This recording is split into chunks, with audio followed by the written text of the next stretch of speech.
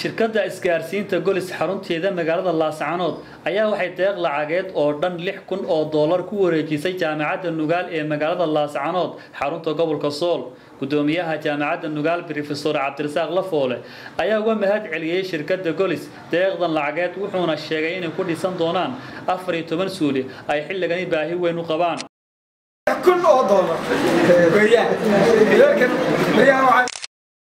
waxaa loo bixiyay qaybta muxuu ahaayay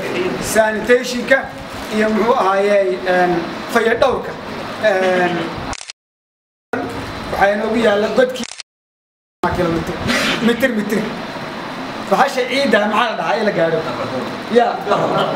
dharadii baan gaari lahayn ha gacantii soo maaha dharadii baan gaari lahayn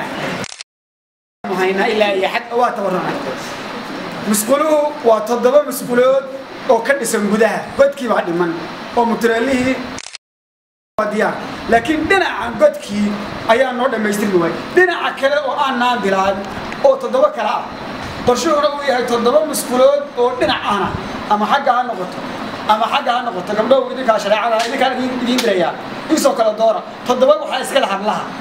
لما استعماليه تضرب وحاس كلا وير gudoomiyaha shirkadda Golis Aadan Cali Nuur ayaa ka hadlay in shirkadda Golis u taagan tahay horumarinta deegaanka isla markaana in jaamacadda Nugaal lacagtan iyo mid ka badan bay xaq u leedahay waana soo korsatay waana soo qabsatay waana maal gashatay marka inaanu waxaan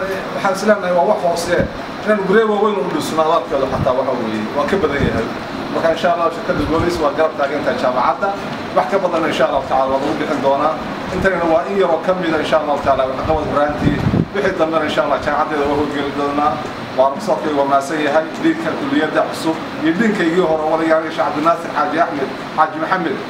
faraa'id oo isla joogay insha Allah taala inta aad iyo aad ayaan muujinaya ardayda aad ayaan mahad celinaya